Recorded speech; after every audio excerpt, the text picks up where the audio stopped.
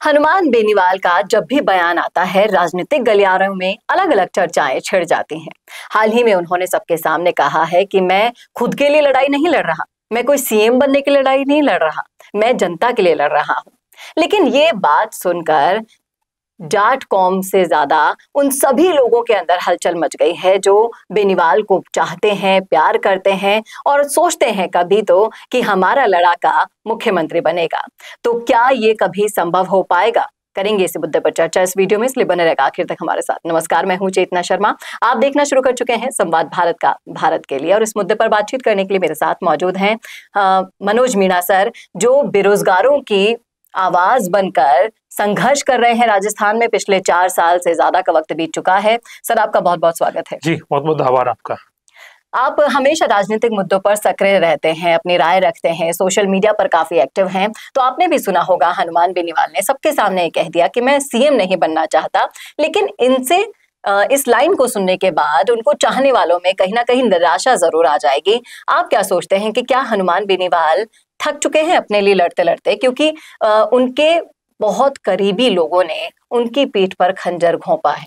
क्या कहते हैं? देखो, ऐसा है, हनुमान बेनीवाल जी कभी भी नहीं थक सकते। वो एक किसान वर्ग से आने वाले व्यक्ति है और वो नागौर से आने वाले वो लड़ाका है जो आम जन की आवाज को राजस्थान की विधानसभा से लेके दिल्ली की संसद तक उठाने का काम कर रहे हैं। तो थकने का तो सवाल ही नहीं उठता कि हनुमान बेनीवाल कभी थक जाए।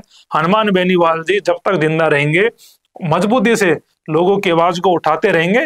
वो थकने वाले व्यक्ति नहीं है, वो थकाने वाले व्यक्ति हैं जो भ्रष्टाचार करते हैं, जो लोगों की सुनवाई नहीं करते, उन पे वो मजबूती से अपना जो काम है वो करते हैं और इसको लेकर लोगों को न्याय भी दिलाते हैं। और बेनीवाल जी देखो, राजस्थान की राजनीति में एक बड़ा नाम है, इसमें कोई दोहराई नहीं है। और जो आप कह रहे हो कि वो सीएम बनना नहीं चाहते, वैसे तो बेनीवाल जी की जो ताकत है, बिना सीएम भी सीएम से कम नहीं है। वो जहां पर भी धरने पे बैठ जाते हैं तो वहीं से उनका काम हो जाते हैं। जिस भी मुद्दे में वो हाथ डालते हैं, जिस भी मुद्दे को लेकर वो सड़क पे जाते हैं तो सरकारें उनसे हिलती है। और उसके पीछे का कारण है कि बेनीवाल जी एक बहुत बड़े जननेता है जिनसे राजस्थान की जनता उम्मीद करती है कि वो हमारे लिए लड़ाई लड़ेंगे, हमको न्याय दिलाएंगे। तो बेनीवाल जी से राजस्थान की जनता को बड़ी उम्मीद है। और मेरा ये मानना है कि बेनीवाल जी को भी आने वाले दिनों में राजस्थान की कुर्सी के लिए भी मौका मिले और उनमें ऐसी क्षमताएं भी हैं और उन्होंने खूब लड़ाई लड़ी है हमारे साथ भी। कई दिनों से आप देखेंगे कि वो जब से ये विधानसभा चुनाव हुए थे और वो बिल्कुल विधानसभा से बाहर हो गए हैं। एक वक्त पर तीसरा मोर्चे के रूप में आरएलपी डंका बजाया करती थी और पिछले चुनावों को आप देखेंगे तो कांग्रेस और बीजेपी दोनों की हालत खस्ता हो रही थी। इतना टक्कर का उन्होंने चुनाव दिया था। लेकिन जब बारी आती है लोगों के प्यार को वोट में तब्दील होने की, वो उनके साथ नहीं होता और उसको देखकर वो काफी निराश लग रहे हैं। काफी समय से अगर आप ऑब्जर्व करेंगे उनके सोशल मीडिया को, उनके बयानों को, तो आपको लग जाएगा कि कहीं ना कहीं लड़ाका अंदरूनी तरीके से थक रहा है, हार रहा है। तो क्या कह रहे हैं आप? देखो, ऐसा है, राजनीति में उतार चढ़ाव चलते रहते हैं, कोई बहुत बड़ी बात नहीं है। कांग्रेस पिछली टर्म में सत्ता में थी, आज बीजेपी आ गई, तो कांग्रेस के लिए भी उतार चढ़ाव ही है। जब पॉलिटिक्स में बड़ी बड़ी पार्टियों की सत्ता आती है जाती है, तो हनुमान बेनीवाल जी की एक नई पार्टी है जो उन्होंने अभी बनाई हुई है और अभी इसको लेकर वो काम कर रहे हैं। नए लोगों को ढूंढ रहे हैं, नए लोगों को ला रहे हैं और यूथ उनके साथ में है और भी लोग जुड़ रहे हैं। हाँ, ये जरूर सही है कि कुछ लोग उन्हें धोखा दे के छोड़ के गए हैं, लेकिन देखो, राजनीति है, राजनीति में ये सारी चीजें हमें देखने को मिलती है, कोई बड़ी बात नहीं है।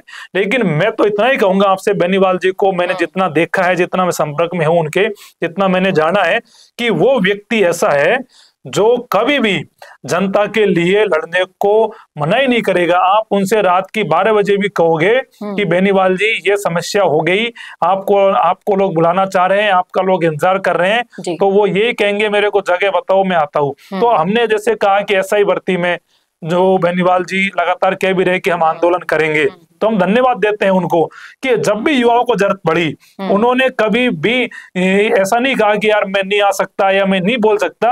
हर चीज पे उन्होंने बढ़ चढ़कर हिस्सा लिया है, अपने बयान दिए हैं, अपनी लड़ाई लड़ी है, सड़कों पे संघर्ष किया है।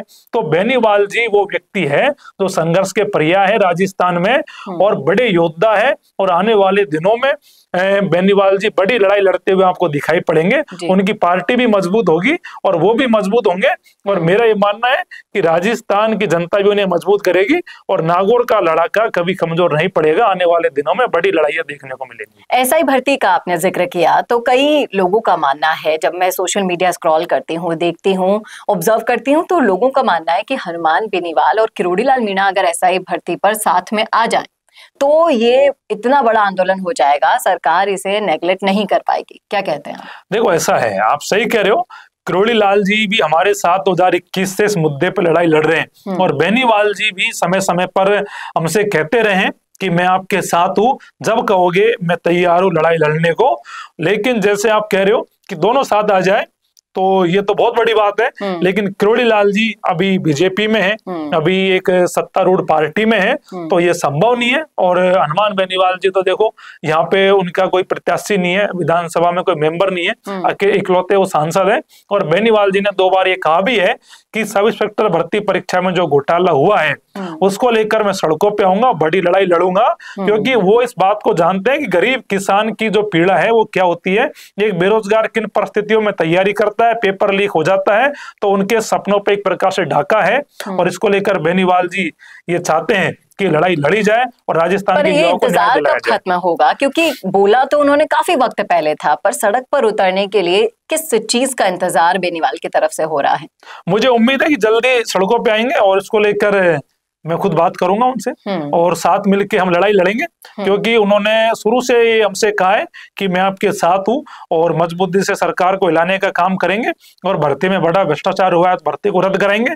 जल्दी बेनीवाल जैसे बात होगी, सड़कों पर लड़ते हुए दिखाई देंगे आपको, फिर पॉडकास्ट करेंगे आपके साथ। उम्मीद तो हम यही करते हैं कि युवाओं की समस्याओं का जल्द से जल्द समाधान हो। हनुमान बेनीवाल और आप जैसे युवा नेताओं का साथ बेरोजगारों को और उन पीड़ितों को मिले, जिससे जल्द से जल्द वो अपने फ्यूचर के लिए आगे बढ़ सके, कदम रख सके। सर बहुत बहुत शुक्रिया इन मुद्दों पर अपनी राय रखने के लिए।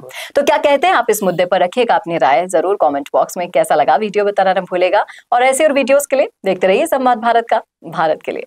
नमस्कार। चाहे गुर्जर समाज हो या फिर मीणा समाज, जाट हो या फिर राजपूत समाज, या फिर हो राजस्थान का कोई भी समाज, अब राजस्थान संवाद लाया है इन सभी समाजों से जुड़े हुए वो फैक्ट्स और वो जानकारियां जो आपके जनरल नॉलेज को भी बढ़ाएगा और आपके कंपटीशन एग्जाम्स में भी काम आएगा, क्योंकि इन वीडियोस में होंगी सामाजिक, ऐतिहासिक और रोचक फैक्ट्स और जानकारियां।